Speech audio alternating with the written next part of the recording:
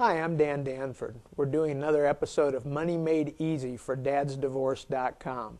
We usually take a question provided by a reader, and then I try to share some insight or hopeful information that help that reader answer that particular question.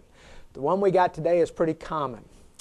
I'm left with very little net income each month after my paycheck goes to child support, alimony, and maximum 401k contributions and paying bills. I know I need to save money in addition to my 401k. With little money that I have left over each month, I like to go to the movies or, heaven forbid, eat some meals at restaurants. How am I supposed to save money when I bring in so little net income? And should I be saving on top of what I'm already contributing to my 401k? Well, believe me when I tell you that this is a common question. In fact, people who make $200,000 a year often ask me the same question. The truth of the matter is, everybody wishes they had more money.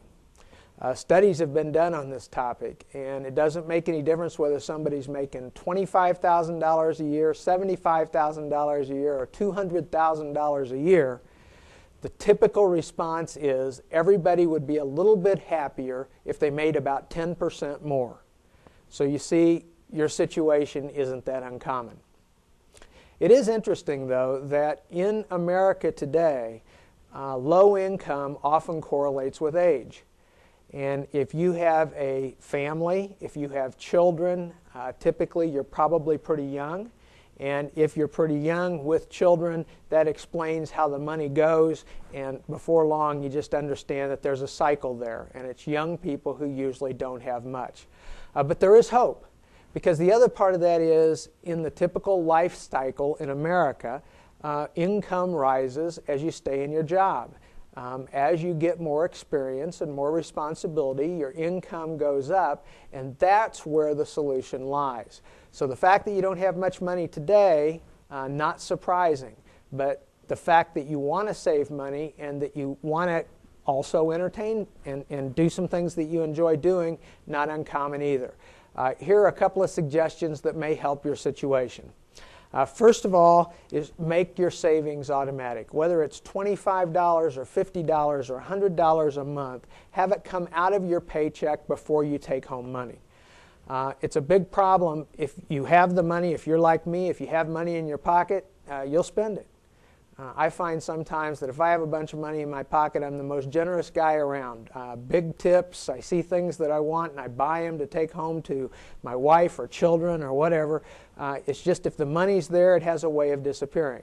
So if you build your savings in advance, that doesn't happen.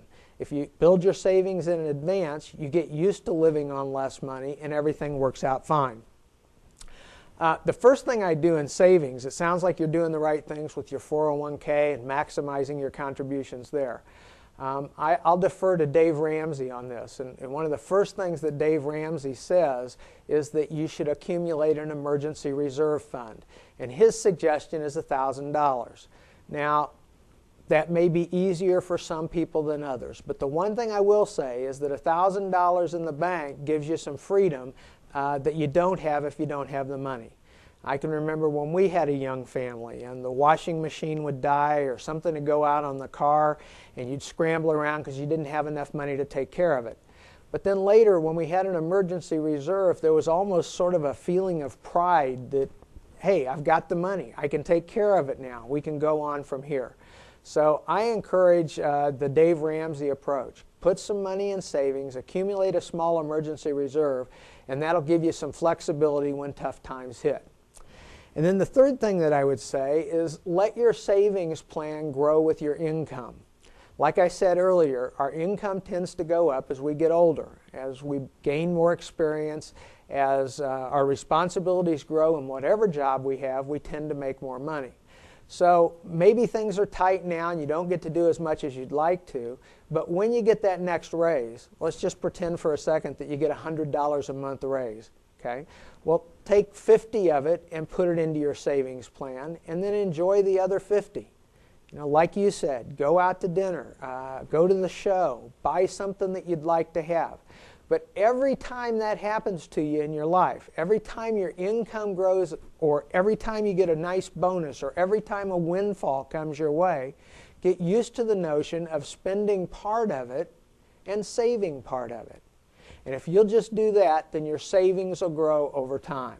So, your situation isn't uncommon at all. The things you want to do make perfect sense. That's the way we live.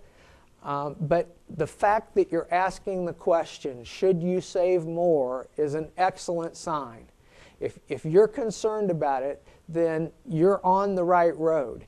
Because if you'll take those 3 simple steps, number 1, make savings automatic. Number 2, build an emergency reserve fund.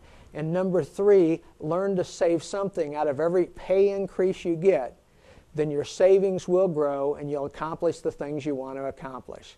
That's it for this week's Money Made Easy. We'll see you next time. Thanks.